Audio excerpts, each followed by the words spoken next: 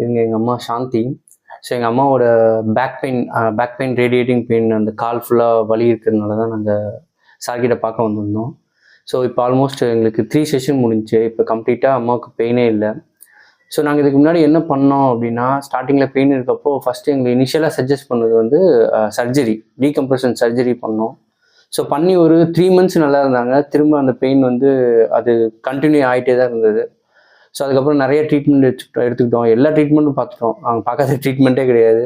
ஃபைனலாக இன்ஜெக்ஷன் போட சொன்னாங்க. ஸ்பைன் ரூட் இன்ஜெக்ஷன் போட சொன்னாங்க அந்த பெயினை கம்மி பண்ணுறதுக்கு. ஸோ அது ட்ரை பண்ணோம். ஸோ அதுவுமே வந்து பார்த்திங்கன்னா இன்ஜெக்ஷன் போட்டதுக்கப்புறம் நீங்கள் எந்த ஒர்க்கும் பண்ணக்கூடாது, ரொம்ப எந்த ஒர்க்கும் பண்ணாமல் ஒரு மாதிரி ஒரு அமைதியாக ஒரே இடத்துல இருந்து ரொம்ப ஸ்ட்ரெயின் பண்ணாமல் இருக்கணும் அப்படின்ற மாதிரி சொன்னாங்க. ஸோ நாங்கள் அதையும் ஃபாலோ பண்ணோம். அந்த இன்ஜெக்ஷன் போட்டு அதை ஃபாலோ பண்ணோம். ஒரு 2 months நல்லா இருந்தது.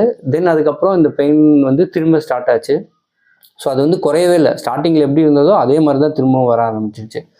ஸோ இதுக்கு சொல்யூஷனே இல்லை அப்படின்றப்போ தான் நாங்கள் சாரோட வீடியோ பார்த்தோம். யூடியூப்பில் தான் பார்த்தோம். பார்த்துட்டு சரி, ஆக்சுவலாக என்னோட அண்ணா ஒருத்தங்க அவங்களும் ரெஃபர் பண்ணாங்க. சரி, நான் அதனால சார் யூடியூப்பில் பார்த்தோன்னா ஒரு அளவுக்கு ஒரு கான்ஃபிடென்ட் வந்து அம்மாவை கூட்டிங்க வந்தோம். இப்போ வந்து ஆல்மோஸ்ட் 3 செஷன் தான் ஆச்சு. எங்கள் அம்மா ஒரு 1 or 2 செஷன்ஸ்லேயே வந்து மோஸ்ட் ஆஃப் த பெயின் வந்து கம்மியாயிடுச்சு, நல்லாவே கம்மியாயிடுச்சு. முட்டி வலி இருந்தது. முட்டி வலியுமே சுத்தமாக இப்போதைக்கு இல்லவே இல்லை. சொல்லப்போனால் 3rd செஷன் தான் வந்திருக்கும். முட்டி வலியுமே சுத்தமாக இல்லை.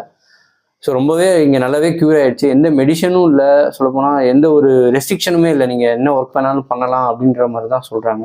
ஸோ ஜஸ்ட் ஒரு சிம்பிளான எக்ஸசைஸ், மெடிக்கேஷன்ஸ் எதுவுமே இல்லை.